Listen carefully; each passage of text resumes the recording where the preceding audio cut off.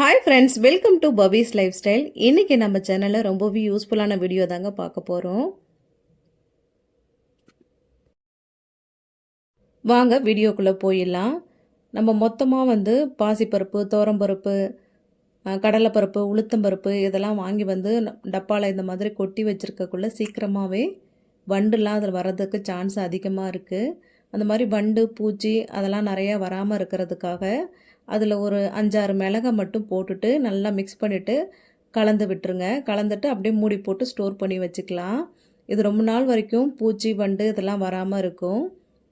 நம்ம அப்படியே சாம்பாருக்கு யூஸ் பண்ணுறதுனால ஒன்றும் பிரச்சனை இல்லை. மிளகு தான் அதில் இருக்குது. அதுக்கப்புறமா பாதாம், முந்திரி இந்த மாதிரி நட்ஸ்லாம் நம்ம போட்டு வைக்கக்குள்ள சீக்கிரமாகவே அதில் பூச்சி வந்துடும். அதெல்லாம் வராமல் இருக்கிறதுக்காக அதில் ஒரு 5-6 கிராம்பை போட்டு வச்சுக்கோங்க. இந்த மாதிரி போடுறதுனால அதில் சீக்கிரமாக பூச்சி வராது. அதுக்கப்புறம் வரகு, தெனை, சாமை, இந்த குதிரைவாளி, இந்த ரைஸ்லாம் சிறுதானியத்தெல்லாம் சீக்கிரமாகவே வண்டு வர சான்ஸ் இருக்குது. அதுலேயும் ஒரு 5-6 மிளகை நல்லா போட்டு மிக்ஸ் பண்ணி வச்சுருங்க. நம்ம கஞ்சி, உப்புமா செய்யக்குள்ளே இந்த மிளகுலாம் வந்தாலும் ஒன்றும் பிரச்சனை இல்லை.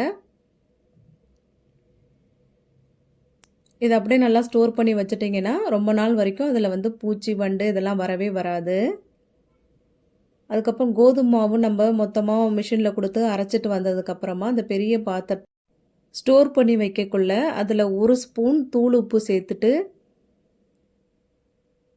நல்லா மிக்ஸ் பண்ணிக்கோங்க. மிக்ஸ் பண்ணிவிட்டு அதுக்கப்புறம் நீங்கள் ஸ்டோர் பண்ணி வச்சிங்கன்னா ரொம்ப நாள் வரைக்கும் அதில் பூச்சிலாம் வராமல் இருக்கும்.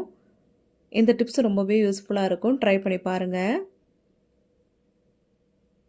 இந்த மாதிரி உப்பு போட்டு நல்லா மிக்ஸ் பண்ணிவிட்டு வச்சிங்கன்னா ரொம்ப நாள் வரைக்கும் பூச்சி, வண்டு இதெல்லாம் எதுவுமே வராது. கை வச்சு நம்ம மாவை எடுக்காமல் அதிலே இது மாதிரி ஒரு கரண்டியோ இல்லை ஒரு சின்ன கப்போ போட்டு வச்சுட்டிங்கன்னா ஈர கைப்படாமல் இருந்தால் ரொம்ப நாள் வரைக்கும் பூச்சி, வண்டு இதெல்லாம் வராது.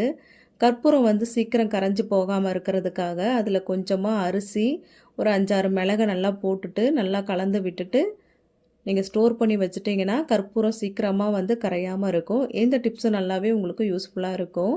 ட்ரை பண்ணி பாருங்கள். மிக்சியில் நம்ம முன்னாடி கழுவிட்டு அந்த அடி பாகத்தில் அழுக்கு அப்படியே இருக்கும். மந்த்லி ஒன்ஸ் ஆகுது இந்த மாதிரி நல்லா சுத்தமாக க்ளீன் பண்ணி வச்சுக்கலாம். இதுக்கு நான் பேக்கிங் சோடா தான் எடுத்திருக்கேன். ஒரு 2 ஸ்பூன் அளவுக்கு பேக்கிங் சோடா போட்டுட்டு இதுக்கு மேலே வினிகர் கொஞ்சமாக சேர்த்துக்கலாம். இந்த பேக்கிங் சோடாவும் வினிகரும் சேர்த்துருக்கிறதுனால நல்லா பொங்கி வரும். இதை அப்படியே டிஸ்டர்ப் பண்ணாமல் விட்டுருங்க. ஒரு 10 நிமிஷம் அது அப்படியே இருக்கட்டும். அதுக்கப்புறமா ஒரு ப்ரஷ்ஷு வச்சு நல்லா க்ளீன் பண்ணிக்கலாம்.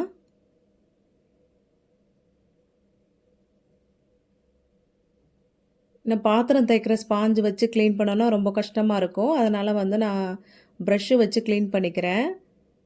நான் க்ளீன் பண்ணிவிட்டு இப்போ இதை ஊற்றிட்டு காமிக்கிறேன். அப்போயே உங்களுக்கு தெரியும் நல்லாவே க்ளீன் ஆகிருக்கும். அந்த அழுக்கெலாம் நல்லாவே போயிருக்கும்.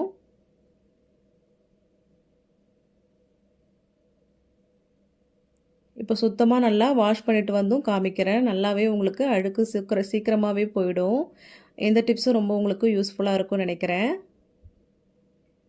இந்த மண் பாத்திரத்தெலாம் நம்ம யூஸ் பண்ணுறப்ப அதில் லிக்யூட் போட்டு கழுவாதீங்க. ஏன்னா அதில் இருக்க கெமிக்கல் உள்ளே போச்சுன்னா, ஏன்னா மண் பாத்திரம் சீக்கிரமாக அப்சர்வ் பண்ணிக்கும் எது போட்டாலுமே. அதனால் நீங்கள் இந்த லிக்யூட்லாம் போடாமல் அதுக்கு பதிலாக தூள் உப்பு இருக்கு இல்லையா, அதை நல்லா போட்டுட்டு வாஷ் பண்ணிங்கன்னா அதில் நம்ம கெமிக்கல் சேராது.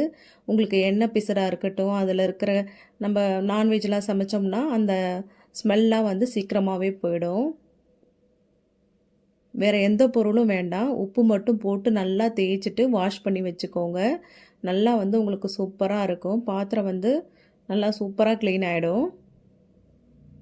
டிஷ்வாஷ் லிக்யூடோ இல்லை சோப்போ அதெல்லாம் போட்டு க்ளீன் பண்ணாதீங்க.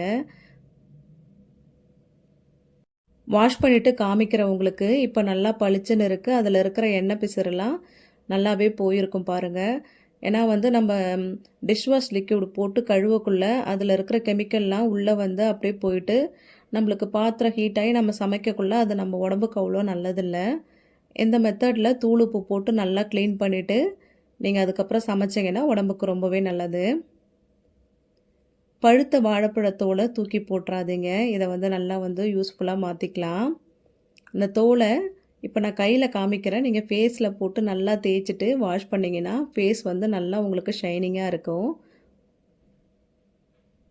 இதை நீங்கள் ட்ரை பண்ணி பாருங்கள். ட்ரை பண்ணி பார்த்துட்டு எப்படி இருக்குன்னு சொல்லுங்கள். இப்போ நான் உங்களுக்கு தேய்ச்சிட்டு வாஷ் பண்ணி காமிக்கிறப்பயே எனக்கு நான் கையில் தான் தேய்ச்சிருக்கேன்.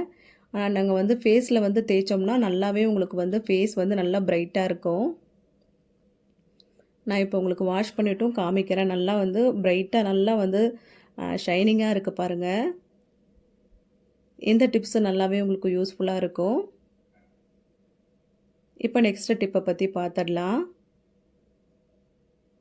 பசங்க ஸ்கூலுக்கு எடுத்துகிட்டு போகிற இந்த வாட்டர் பாட்டிலில் டெய்லி தண்ணி எடுத்துகிட்டு போகிறதுனால ஸ்மெல் வந்து வரும். அதை வந்து நீங்கள் டிஷ்வாஷ் லிக்யூட்லாம் போட்டு கழுவாமல் சிம்பிளாக க்ளீன் பண்ணுறதுக்கு லெமன் அப்படி இல்லைன்னா வந்து நீங்கள் வினிகர் கூட எடுத்துக்கலாம். கொஞ்சமாக சேர்த்துட்டு இதில் கல்லுப்பு சேர்த்துக்கிறேன். கல்லுப்பு கொஞ்சமாக சேர்த்துட்டு தண்ணி கொஞ்சம் ஊற்றிக்கோங்க. அதில் ஊற்றிட்டு நல்லா டைட்டாக மூடிட்டு இப்போ நான் வீடியோவில் காமிக்கிற மாதிரி நல்லா வந்து ஷேக் பண்ணிக்கோங்க. இந்த மாதிரி நல்லா குலுக்கிட்டு அதுக்கப்புறம் நல்லா தண்ணி ஊற்றி வாஷ் பண்ணிட்டீங்கன்னா உங்களுக்கு ஈஸியாக வந்து க்ளீன் ஆகிடும். எந்த ஸ்மெல்லுமே வராது. இப்போ நான் கீழே ஊற்றிட்டு வாஷ் பண்ணிவிட்டு வந்து காமிக்கிறேன். எந்த ஸ்மெல்லுமே வரலை, நீட்டாக க்ளீன் ஆகிடுச்சு. இந்த மெத்தடில் க்ளீன் பண்ணி பாருங்கள். துணிக்கு போடுற சோப்பு எடுத்திருக்கேன். இந்த சோப்பை நல்ல ஒரு யூஸ்ஃபுல்லாக திங்ஸாக மாற்றிடலாம். நம்ம காய் சீவுவோம் இல்லையா, கேரட்டு பீட்ரூட்டு இதெல்லாம் சீவுறதுல பெரிய சீவலாக இருக்கிற இடத்துல பார்த்து நல்லா வந்து சீவி எடுத்துக்கோங்க இந்த சோப்பை. ஒரு பாதி சோப்பு மட்டும் நான் வந்து திருவி எடுத்திருக்கேன். பேலன்ஸை நம்ம நெக்ஸ்ட்டு வந்து யூஸ் பண்ணிக்கலாம்.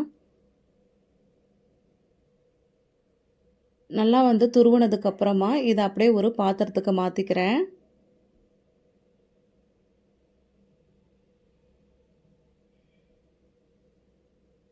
இப்போ இதில் ஹார்பிக்கு நம்ம டாய்லெட் க்ளீன் பண்ணுற எந்த லிக்யூடாக இருக்கட்டும், நீங்கள் எந்த பிராண்டை யூஸ் பண்ணுறீங்களோ அதில் வந்து கொஞ்சமாக சேர்த்துக்கோங்க. நம்ம டாய்லெட் க்ளீன் பண்ணுற லிக்யூட் கொஞ்சமாக சேர்த்துட்டு இது கூடவே தண்ணி கொஞ்சம் சேர்த்துக்கலாம். தண்ணி சேர்த்ததுக்கப்புறமா நல்லா வந்து நுரைச்சி வரும். ஒரு ஸ்பூன் வச்சு நல்லா மிக்ஸ் பண்ணிக்கோங்க.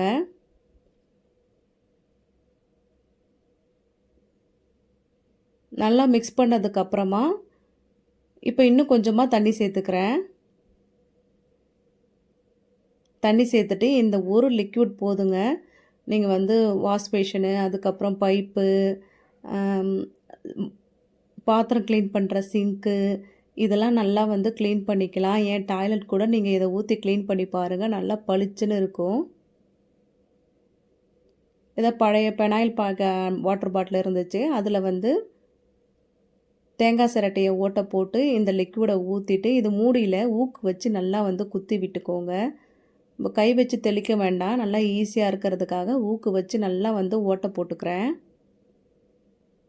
நல்லா நிறையா வந்து ஓட்டை போட்டுக்கலாம். ஓட்டை போட்டுட்டு இது வழியாக நீங்கள் வந்து தண்ணி வெளியில் வர மாதிரி நல்லா வந்து சிங்க்கு, வாஷ் பேஷனு, அதுக்கப்புறம் டாய்லெட்டு, பாத்ரூமு இதெல்லாம் நீ க்ளீன் பண்ணுறதுக்கு இந்த லிக்விட் வச்சு க்ளீன் பண்ணி பாருங்கள். ரொம்பவே சூப்பராக இருக்கும். நம்ம கை வச்சு தேய்க்கணுன்ற அவசியம் இல்லை. ஏன்னா ஹார்பிக்லாம் வந்து கொஞ்சம் கையில் பட்டுச்சுன்னா எரியும். அதனால் வந்து இந்த மெத்தடை யூஸ் பண்ணி நல்லா வந்து க்ளீன் பண்ணிக்கோங்க. இதை ஊற்றிட்டு அப்படியே ஒரு 10 நிமிஷம் விட்டதுக்கப்புறமா நம்ம வந்து க்ளீன் பண்ணிக்கலாம். வாஷ் பேஷனில் இப்போ நான் ஊற்றிக்கிறேன். நல்லா இது மாதிரி ஒரு ப்ரஷ்ஷு வச்சு நல்லா க்ளீன் பண்ணிக்கலாம். தேய்ச்சிட்டு தண்ணி ஊற்றி வாஷ் பண்ணிட்டிங்கன்னா நல்லா உங்களுக்கு சூப்பராக க்ளீன் ஆகிடும். பைப்பையும் அதே மாதிரியே நல்லா வந்து க்ளீன் பண்ணி எடுத்துக்கிறேன். இப்போ தண்ணி ஊற்றி வாஷ் பண்ணிவிட்டு உங்களுக்கு காமிக்கிறேன் பாருங்கள். முன்னாடி இருந்ததுக்கும் இப்போ வந்து நல்லாவே உங்களுக்கு டிஃப்ரென்ஸ் தெரியும். நல்லா நீட்டாக க்ளீன் ஆகிடும். இப்போ பைப்பு நல்லாவே உங்களுக்கு க்ளீன் ஆகிருக்கு பாருங்கள். பாத்திரம் தேய்க்கிற இந்த சிங்க்கும் நல்லாவே சூப்பராக க்ளீன் ஆகிடுச்சி. அதுக்கப்புறம் வாஷ் பேஷனை உங்களுக்கு க்ளீன் பண்ணி காமிக்கிறேன். ஸோ நீங்கள் கஷ்டப்பட்டு தேய்க்கணும்னு அவசியம் இல்லை. ஏன்னா வந்து ஒரு 10 நிமிஷம் ஊறுச்சுன்னா அதில் இருக்கிற அந்த அழுக்கெல்லாம் ஈஸியாகவே போயிடும். தண்ணி ஊற்றி வாஷ் பண்ணிவிட்டு இப்போ உங்களுக்கு காமிக்கிறேன் பாருங்கள். நல்லா நீட்டாக க்ளீனாக இருக்குது. இப்போ நான் வீடியோவில் சொல்லியிருக்கிற டிப்ஸ் எல்லாம் உங்களுக்கு ரொம்பவே யூஸ்ஃபுல்லாக இருந்ததுன்னா லைக் பண்ணுங்கள், ஷேர் பண்ணுங்கள். மறக்காமல் பவிஸ் லைஃப் ஸ்டைலுக்கு சப்ஸ்கிரைப் பண்ணி சப்போர்ட் பண்ணுங்கள். Thanks to all.